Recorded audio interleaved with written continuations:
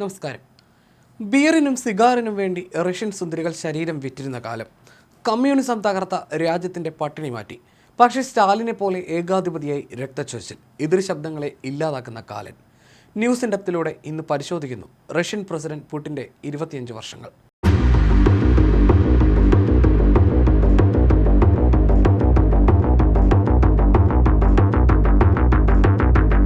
ഒരു കൊക്കോകോളയ്ക്കും കേക്കിനും മദ്യത്തിനും വേണ്ടി അടിപിടി കൂടുന്ന അവസ്ഥയിലേക്കുള്ള ദാരിദ്ര്യത്തിന്റെ വിതരണമാണ് കമ്മ്യൂണിസം റഷ്യക്കാർക്ക് നൽകിയത്.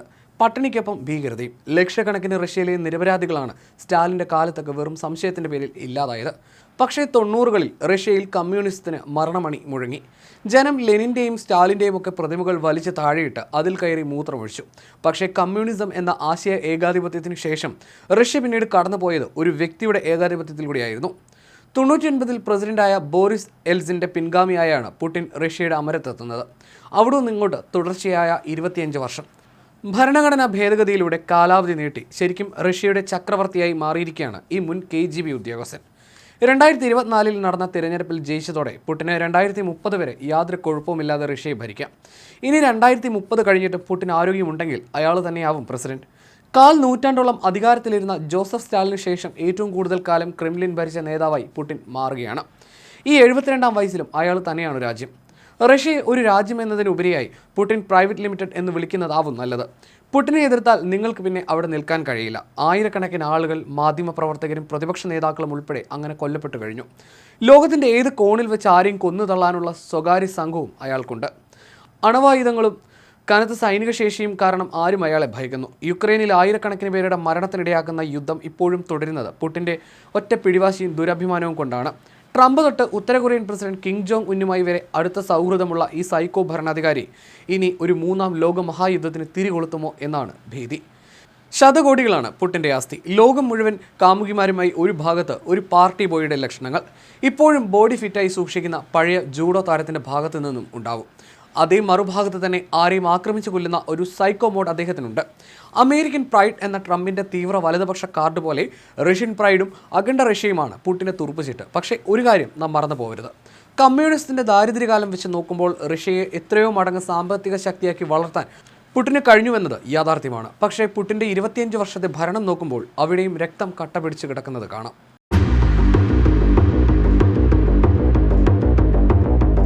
ഒരിക്കലും ഒരു രാഷ്ട്രീയക്കാരനാവണമെന്നോ രാജ്യം ഭരിക്കണമെന്നോ ആഗ്രഹിച്ച ആളല്ല വ്ളാദിമിർ പുടിൻ. സോവിയറ്റ് കാലത്ത് ഒരു KGB ഉദ്യോഗസ്ഥൻ എന്ന നിലയിൽ ഒതുങ്ങി നിന്ന പുടിനെ രാഷ്ട്രീയത്തിലേക്ക് കൊണ്ടുവന്നത് മുൻ റഷ്യൻ പ്രസിഡന്റ് ബോറിസ് എൽസിനായിരുന്നു. 1991-ൽ സോവിയറ്റ് യൂണിയന്റെ ശിഥിലീകരണത്തിന് ശേഷം റഷ്യൻ പ്രസിഡന്റായ എൽസിന് പക്ഷേ അമിതമായി മദ്യപിക്കുക എന്ന ശീലമുണ്ടായിരുന്നു. പക്ഷേ അത് ഗുണമായത് എൽസിനൊപ്പം കൂടിയിരുന്ന പുടിനാണ്.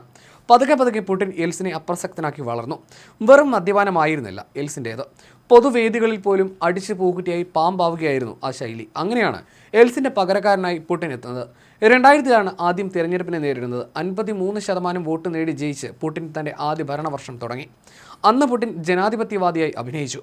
റഷ്യ സാമ്പത്തികമായി പാപ്പരായി കിടക്കുന്ന സമയമാണിത്. അവർ പട്ടിണി കിടന്ന് നശിക്കുമെന്ന് ലോകരാഷ്ട്രങ്ങൾ വിലയിരുത്തിയ കാലം. റഷ്യയിലെ സ്ത്രീകൾ അയൽ രാജ്യങ്ങളിലും അമേരിക്കയിലുമൊക്കെ പോയി വ്യഭിചരിച്ച് കുടുംബം പുലർത്തുന്നതിനെക്കുറിച്ച് വാർത്ത വന്ന കാലം. പക്ഷേ വിപണി തുറന്നുകൊണ്ടും കൂടുതൽ വ്യവസായങ്ങളെ റഷ്യയിലേക്ക് ക്ഷണിച്ചും കൃഷിയെ ആധുനികവൽക്കരിച്ചുമെല്ലാം പുടിൻ റഷ്യയെ സാമ്പത്തിക പുരോഗതിയിലേക്ക് നയിച്ചു. പക്ഷേ അപ്പോഴും ഒരു ഓട്ടോക്രാറ്റ് എന്ന നിലയിലേക്കുള്ള പുടിൻ്റെ ദ്രംഷ്ടകൾ ഇടയ്ക്കിടയ്ക്ക് പുറത്തു വരുമായിരുന്നു.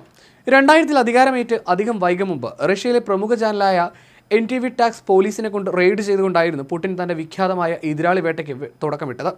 മെയ് 11-ന് കുർസ്ക് അന്തർവാഹിനി 118 പേരുമായി ബാരൻസ് കടലിൽ മുങ്ങിയ നേരത്ത് അവധിക്കാലം ആഘോഷിക്കുകയായിരുന്നു പുടിൻ. ഇതിനെതിരെയും കടുത്ത വിമർശനമുണ്ടായി. പ്രതിസന്ധികൾ തുടക്കം മുതലേ പുടിൻ്റെ കൂടെ ഉണ്ടായിരുന്നു. അതിലേറ്റവും പ്രധാനമായിരുന്നു ചെച്നിയിലെ മുസ്ലിം ഭീകരവാദം. ചെച്ചൻ തീവ്രവാദികൾ മോസ്കോയിലെ തിയേറ്ററിൽ 850 പേരെ ബന്ദികളാക്കിയത് 2002-ലായിരുന്നു. 3 ദിവസത്തിന് ശേഷം പ്രതിസന്ധി അവസാനിപ്പിക്കാൻ റഷ്യൻ പ്രത്യേക സേന തിയേറ്ററിലേക്ക് ഒരു അജ്ഞാതവാതകം പമ്പ് ചെയ്തു. അന്ന് തീവ്രവാദികളോടൊപ്പം 130 ബന്ദികളും ജീവൻ വെടിഞ്ഞു. അപ്പോഴും 100 കണക്കിന് ജീവൻ രക്ഷിച്ചെന്നായിരുന്നു പുടിൻ്റെ അവകാശവാദം. ഇങ്ങനെ ഏത് സംഭവത്തിലും തൻ്റേതായ ഒരു പ്രൊപ്പഗണ്ട ഇടാൻ പുടിന് കഴിഞ്ഞിരുന്നു. 2004 മാർച്ച് 14-ന് 2ാം തവണയും പ്രസിഡന്റ് പദത്തിലേക്ക്. അതേ വർഷമായിരുന്നു ഇസ്ലാമിക തീവ്രവാദികൾ തെക്കൻ നഗരമായ ബെസ്ലാൻഡിലെ ഒരു സ്കൂൾ പിടിച്ചെടുത്തത്. 2 ദിവസത്തിനു ശേഷം നടന്ന സ്ഫോടനങ്ങളും വെടിവെപ്പിലും 300-ലധികം ആളുകൾ മരിച്ചു. കഴിവുകേട് പ്രാദേശിക നേതാക്കളുടേതെന്ന് പറഞ്ഞ് നേതാവ് കൈയൊഴിഞ്ഞു. 2005 സോവിയറ്റ് യൂണിയന്റെ തകർച്ചയെ നൂറ്റാണ്ടിലെ തന്നെ ഏറ്റവും വലിയ ഭൗമരാഷ്ട്രീയ ദുരന്തമെന്ന് വിശേഷിപ്പിച്ചുകൊണ്ട് പുടിൻ അന്താരാഷ്ട്ര നിരീക്ഷകരെല്ലാം ഭയപ്പെടുത്തുകയും ആശങ്കയിലാക്കുകയും ചെയ്തു. 2007 ഫെബ്രുവരി 10 മ്യൂണിക്കിലെ ഒരു കോൺഫറൻസിൽ നടത്തിയ പ്രസംഗത്തിൽ അമേരിക്കയുമായി അടുത്ത ബന്ധം വളർത്തിയെടുക്കാനുള്ള മുൻകാല ശ്രമങ്ങളിൽ നിന്നും പിന്തിരിയുകയാണെന്ന പ്രഖ്യാപനം പുടിൻ നടത്തുന്നത്. 2008 തുടർച്ചയായി 3-ാം തവണയും മത്സരിക്കുന്നതിൽ നിന്ന് ഭരണഘടന വിലക്കിയ പുടിനെ പുതിയ പ്രസിഡന്റ് ദിമിത്രി മെദ്വേവ് പ്രധാനമന്ത്രിയായി നിയമിച്ചു. ഫലത്തിൽ റഷ്യയുടെ രാഷ്ട്രീയ നേതാവായി പുടിൻ തന്നെ തുടർന്നു.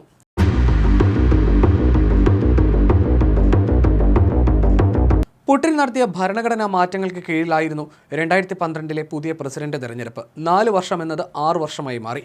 തുടർന്ന് വന്ന പ്രതിഷേധങ്ങൾ റഷ്യയെ പ്രകമ്പനം കൊള്ളിച്ചു. സ്ഥാനാരോഹണത്തിന്റെ തലേ ദിവസവും വോട്ടെടുപ്പിന് മുമ്പും 10,000-കണക്കിന് ആളുകളുടെ പ്രതിഷേധം മറ്റൊരു നിയമനിർമ്മാണത്തിനും വഴിവെച്ചു. പക്ഷേ പുടിൻ വിട്ടില്ല. സ്റ്റാലിൻ ലൈനിൽ അയാൾ അടിച്ചമർത്തി. 2013 ഭാര്യ ല്യൂഡ്മിലയുമായുള്ള വിവാഹബന്ധം വേർപെടുത്തുന്നതായി സ്റ്റേറ്റ് ടെലിവിഷനിലൂടെ തന്നെ ജനങ്ങളെ അറിയിച്ചു. അഭിമാന പദ്ധതിയായി വിന്റർ ഒളിമ്പിക്സിന് 2014 സോച്ചിയിൽ തുടക്കമിട്ടു. അതേ വർഷമായിരുന്നു റഷ്യ ക്രിമിയ പിടിച്ചടക്കിയത്. യുക്രൈന്റെ റഷ്യൻ സൗഹൃദ പ്രസിഡന്റിനെ പുറത്താക്കിയതിനെ തുടർന്നായിരുന്നു അധിനിവേശം. ക്രെംലിൻ ചിഹ്നങ്ങളില്ലാതെ യൂണിഫോം ധരിച്ച സൈനികരെയാണ് ക്രിമിയ പിടിച്ചടക്കാൻ പുടിൻ അയച്ചത്.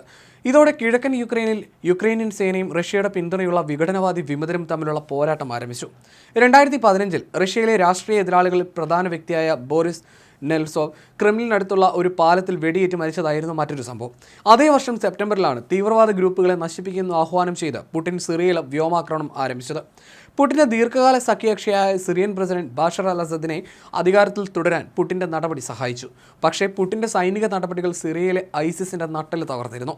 ഐസിസിന്റെ അന്തകരിൽ ഒരാളായാണ് പുടിനെ വിലയിരുത്തപ്പെടുന്നത്. അയാളുടെ ഏറ്റവും വലിയ അന്താരാഷ്ട്ര സംഭാവനയും അതുതന്നെയാണ്.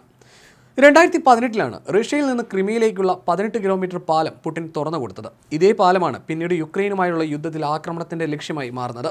2 ടേമുകൾക്ക് കൂടി പുടിനെ അവകാശിയാക്കുന്ന മാറ്റങ്ങൾ ഉൾപ്പെടുന്ന ഒരു ഭരണഘടനാ ഭേദഗതിക്കായി 2020 പുടിൻ വെച്ച പ്രപ്പോസൽ അംഗീകരിക്കപ്പെട്ടു. ഓഗസ്റ്റ് മാസത്തോടെയായിരുന്നു പ്രതിപക്ഷ നേതാവ് അലക്സി നവോൽഗിനി ഗുരുതരമായി രോഗത്തിന് അടിമപ്പെടുന്നത്. പുടിനെതിരെ ഒരു പ്രതിപക്ഷ ഐക്യം രൂപപ്പെടുന്നതിനിടയിലായിരുന്നു ഈ സംഭവം. സൈബീരിയയിൽ നിന്നും ജർമ്മനിയിലേക്ക് പറന്ന നവോൽനിക്ക് നാഡീവിഷബാധയേറ്റെന്ന് വൈകാതെ ബോധ്യപ്പെട്ടു. അതിനു പിന്നിൽ റഷ്യയും ക്രെംലിനുമാണെന്ന് നവോൽനി ആരോപിച്ചു. എല്ലാം നിഷേധിക്കുകയായിരുന്നു ക്രെംലിന്റെ നിലപാട്. മുൻ പ്രസിഡന്റുമാർക്ക് ലൈഫ് ടൈം ഇമ്മ്യൂണിറ്റി നൽകുന്ന ബില്ലിൽ പുടിൻ ഒപ്പുവെച്ചു. 2022 ഔദ്യോഗികമായി യുക്രൈൻ അധിനിവേശം ആരംഭിച്ചു. പിന്നീടുള്ള ദുരിതം എല്ലാവർക്കും അറിയാമല്ലോ. ആരും പറഞ്ഞിട്ടും അയാൾ കേട്ടില്ല. തീർത്തും മുടന്തൻ ന്യായങ്ങളായിരുന്നു പുടിന്റെ ഭാഗത്ത്. 2024 ഫെബ്രുവരി 16 ആർട്ടിക് ജയിൽ കോളനിയിൽ വെച്ച് നവൽനി മരിച്ചു. കാരണം എന്തെന്നറിയാത്ത ഒരു മരണം കൂടി. പുടിനും അദ്ദേഹത്തിന്റെ കൊള്ളക്കാരും ചെയ്തതിന്റെ ഫലമാണ് നവൽനിയുടെ മരണം എന്നതിൽ സംശയമില്ലെന്ന് US പ്രസിഡന്റ് ജോ ബൈഡൻ അന്ന് പറഞ്ഞിരുന്നു.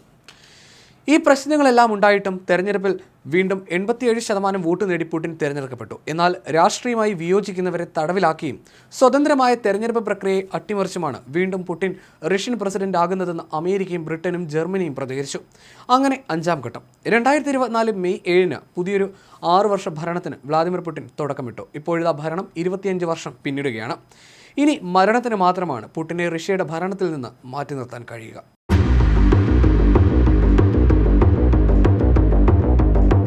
കമ്മ്യൂണിസം കൊണ്ട് ഏറെ അനുഭവിച്ചവരാണ് റഷ്യക്കാർ. ഇപ്പോൾ അവർ പുടിൻ എന്ന ഏകാധിപതിയെ കൊണ്ടും ഒരുപാട് അനുഭവിക്കുന്നു. തുടക്കം മുതലേ പുടിൻ ശ്രമിച്ചത് തൻ്റെ രാഷ്ട്രീയ എതിരാളികളെ കൊന്നു തള്ളുന്നതിനായിരുന്നു. തന്നെ വെല്ലുവിളിക്കുന്നവരെല്ലാം അയാൾ നോട്ടം വിട്ടു. ആദ്യ ടേബിൾ തന്നെ റഷ്യയിലെ ഏറ്റവും ധനികനും പുടിനെ വെല്ലുവിളിക്കാൻ പോകുന്നതുമായ എണ്ണ വ്യവസായി മിഖായൽ ഖോഡോർകോവ്സ്കിയെ നികുതി വെട്ടിപ്പ് വഞ്ചന കേസിൽ അറസ്റ്റ് ചെയ്ത് 10 വർഷം തടവിലിട്ടു. ഇനി വളരാതിരിക്കാൻ പാകത്തിൽ എണ്ണ കമ്പനി പൊളിച്ചു മാറ്റി അതിൻ്റെ ഭൂരിഭാഗം സ്റ്റേറ്റ് ഓയിൽ കമ്പനിയായ റോസ്നെഫ്റ്റ് ഏറ്റെടുത്തു. പുടിൻ്റെ കടുത്ത വിമർശകരായ 1 ഡസനോളം മാധ്യമപ്രവർത്തകരാണ് കഴിഞ്ഞ 3-4 വർഷത്തിനുള്ളിൽ റഷ്യയിൽ കൊല്ലപ്പെട്ടത്. മിക്കവരും കെട്ടിടത്തിന് മുകളിൽ നിന്ന് വീണാണ് മരിക്കുക. പോലീസ് അത് കാൽവഴുതിയെന്നോ ആത്മഹത്യയെന്നോ ഒക്കെ എഴുതി തള്ളും. മരണത്തിന്റെ വ്യാപാരി എന്നൊക്കെ നാം ഹിറ്റ്ലറെയൊക്കെയാണ് വിശേഷിപ്പിക്കുക. പക്ഷേ ആ പദവി ഇപ്പോൾ പുടിനാണ് ഏറ്റവും കൂടുതൽ ചേരുക. 2015 പുടിന്റെ കടുത്ത വിമർശകനായ പ്രതിപക്ഷ നേതാവ് ബോറിസ് നെപ്സോവ് തെരുവിൽ വെടിയേറ്റ് മരിച്ചിരുന്നു. അലക്സി നവാൽനിയുടെ അനുഭവം ഏവർക്കും അറിയാം. അതുപോലെ സ്വന്തം പാർട്ടിയിലെ നിരവധി നേതാക്കളെയും ഈ നരാധമൻ ഇല്ലാതാക്കി. ഇതോടെയാണ് പുടിൻ സമം മരണം എന്ന സമവാക്യം രൂപപ്പെടുന്നത്. ലോകത്തെവിടെയും പോയി കൊലപ്പെടുത്താൻ കഴിയുന്ന കൊലയാളി സംഘവും പുടിനുണ്ട്. ഒരു കാലത്ത് പുടിന്റെ വലങ്കൈയായിരുന്ന യെവ്ഗനി പ്രിഗോഷിൻ എന്ന വാഗ്നർ കൂലിപ്പടയുടെ തലവനും ഒടുവിൽ അതേ ഗതിയാണ് വന്നത്. 2023 ഓഗസ്റ്റ് 23-ന് യെവ്ഗനി പ്രിഗോഷിന്റെ എംബ്രയർ ബിസിനസ് വിമാനം മോസ്കോയിൽ നിന്ന് പറന്നുയർന്നു.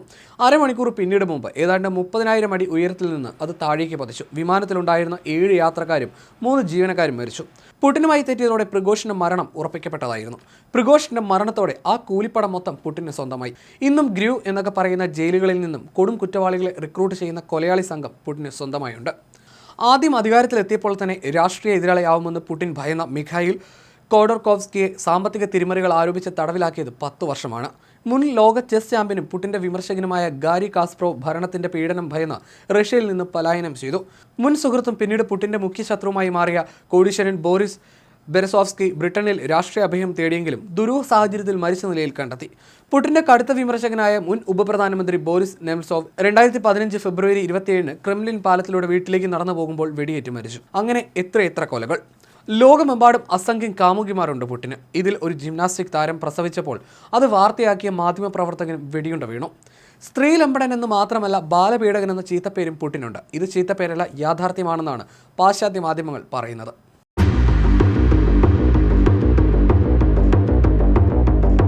പുടിൻ ഭരണകാലത്ത് റഷ്യയുടെ സാമ്പത്തിക രംഗം മെച്ചപ്പെട്ടോ എന്ന് ചോദിച്ചാൽ കമ്മ്യൂണിസ്റ്റ് കാലഘട്ടവുമായി ബന്ധപ്പെടുത്തി നോക്കുമ്പോൾ അത് എത്രയോ മെച്ചപ്പെട്ടു എന്നത് ഉറപ്പാണ്. ഒരു ബിയറിനും സിഗാറിനും വേണ്ടി സ്ത്രീകൾ വ്യഭിചരിച്ചിരുന്ന ഒരു കാലം ഇനി റഷ്യയിൽ വരില്ല. പക്ഷേ മറ്റ് യൂറോപ്യൻ രാജ്യങ്ങളുമായോ ജനാധിപത്യ ശക്തികളുമായോ താരതമ്യം ചെയ്യുമ്പോൾ റഷ്യയുടെ സാമ്പത്തിക പുരോഗതി ഒന്നുമല്ല. എന്തിന് ചൈനയുമായി താരതമ്യം ചെയ്യുമ്പോൾ പോലും റഷ്യ ഒന്നുമല്ല.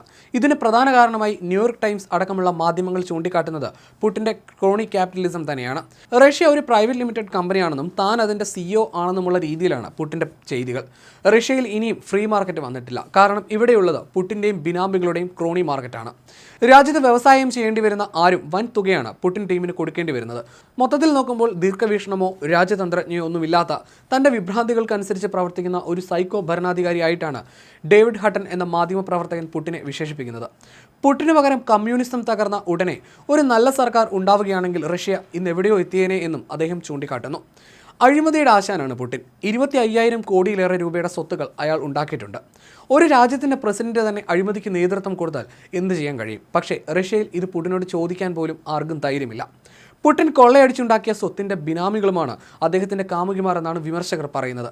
ഭാര്യ ലൂട്മിലുമായി വിവാഹമോചനം നടന്ന ശേഷം തൻ്റെ ജീവിതത്തിലേക്ക് പുതിയൊരു യുവതി കടന്നു വരില്ലെന്ന് പുടിൻ നേരത്തെ പറഞ്ഞിരുന്നു. പക്ഷേ ഇതെല്ലാം കള്ളമാണെന്ന് പാശ്ചാത്യ മാധ്യമങ്ങൾ കണ്ടെത്തിയിരുന്നു. ഒളിമ്പിക് ജിംനാസ്റ്റിക് സ്വർണ്ണ മെഡൽ ജേതാവ് അലീന കബയേവയാണ് പുടിൻ്റെ അറിയപ്പെടുന്ന കാമുകി. ഇതടക്കം നിരവധി പേർ.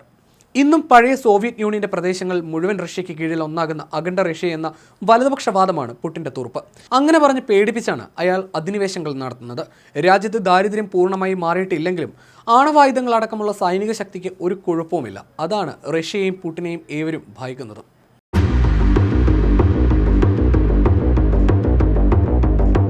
എന്തിനും ഒരു സമയം ഉണ്ടാവും എന്നാണല്ലോ പറയുക. ഇപ്പോൾ ഈ 72-ാം വയസ്സിൽ പുടിൻ്റെ ആരോഗ്യസ്ഥിതിയെക്കുറിച്ചും അത്ര നല്ല റിപ്പോർട്ടുകളല്ല പുറത്തു വരുന്നത്. നേരത്തെ പാർക്കിൻസൺസ് രോഗമുള്ള പുടിന് ഇപ്പോൾ അർബുദം റിപ്പോർട്ട് ചെയ്തിട്ടുണ്ടെന്നാണ് സൂചന. പക്ഷേ പുടിൻ ക്യാമ്പ് ഇത് നിഷേധിക്കുകയാണ്. ലോകമെമ്പാടുമുള്ള രാഷ്ട്ര തലവന്മാരിൽ 2 വർഷം മുമ്പ് വരെ ഏറ്റവും ശാരീരികക്ഷമതയുള്ള നേതാവ് പുടിനായിരുന്നു. മുമ്പൊക്കെ ഇദ്ദേഹം ഇടയ്ക്കിടയ്ക്ക് പർവ്വതം കയറിയും കുതിരപ്പുറത്തും കയറുകയും നീന്തിയുമൊക്കെ തൻ്റെ കരുത്ത് പ്രകടിപ്പിക്കാറുണ്ട്. തനിക്ക് ചുറ്റും ഒരു അതിമാനുഷിക പരിവേഷം കൂടി ഉണ്ടാക്കാൻ അദ്ദേഹം എപ്പോഴും ശ്രദ്ധിക്കുമായിരുന്നു. കടുവകളുമായി കുശലം പറച്ചിൽ, വേട്ട, ഷർട്ടില്ലാതെ കരുത്തുറ്റ പേശികൾ കാണിച്ചുള്ള ഫോട്ടോകൾ, ജിമ്മിൽ പോയി വർക്കൗട്ട് ചെയ്യുന്നതിൻ്റെ ഫോട്ടോകൾ, വീഡിയോകൾ എന്നിവയെല്ലാം അദ്ദേഹത്തിൻ്റെ ആരാധകർ പ്രചരിപ്പിച്ചു. പക്ഷേ ഇപ്പോൾ കുറച്ചു കാലമായി അത് കാണുന്നില്ല. അതാണ് പുടിൻ ആരാധകരിൽ ആശങ്കയും എതിരാളികളിൽ ആഹ്ലാദവും നിറയ്ക്കുന്നത്. ന്യൂസ് വീക്ക് മാഗസിനിലെ മാധ്യമപ്രവർത്തകനായ ബെൻ ജൂഡ പുടിൻ്റെ ജീവിതത്തെക്കുറിച്ച് ഒരു പുസ്തകം എഴുതിയിട്ടുണ്ട്. 3 വർഷം ഗവേഷണം നടത്തിയ ശേഷം 2014-ലാണ് fragile empire how Russia fell in and out of love with Vladimir Putin എന്ന പേര് പുസ്തകം ഇറക്കിയത്. അതിൽ പുടിൻ്റെ ദിനചര്യകളെ കുറിച്ച് വിശദമായി ജൂഡ എഴുതിയിട്ടുണ്ട്. പുടിൻ രാത്രി വൈകി ജോലി ചെയ്യാൻ ഇഷ്ടപ്പെടുന്നയാളാണ് എന്നാണ് ജൂഡ പറയുന്നത്. അതുകൊണ്ട് തന്നെ രാവിലെ ഉണരുന്നതും വൈകിയാണ്. ഉച്ചയ്ക്ക് 12 മണിക്കാണ് അദ്ദേഹം എഴുന്നേൽക്കുന്നത്. എഴുന്നേറ്റ് ഉടൻ തന്നെ ഭക്ഷണം കഴിക്കുന്ന പുടിൻ ഒരു വലിയ പ്ലേറ്റ് ഓംലെറ്റോ ഒരു വലിയ ബൗൾ ഓട്സോ ഭക്ഷണത്തിൽ ഉൾപ്പെടുത്തുന്നു. ഇതോടൊപ്പം കോട്ടേജ് ചീസും കാടമുട്ടയും നിർബന്ധമാണ്. അവസാനം ഒരു കപ്പ് കാപ്പിയും കുടിക്കുന്നു. റഷ്യയിലെ മത നേതാവായ പാത്രിയാർക്കീസ് കിറിലിൻ്റെ കൃഷിഭൂമിയിൽ നിന്നും കൊണ്ടുവരുന്ന പച്ചക്കറികളാണ് പുടിൻ ദിവസവും കഴിക്കുന്നത്. പുടിൻ വീട് വിട്ടു പോകാൻ താല്പര്യമില്ലാത്ത ഒരാളെന്നും ന്യൂസ് വീക്ക് പറയുന്നു. മദ്യത്തിനോടും അദ്ദേഹത്തിന് വലിയ താല്പര്യമില്ല.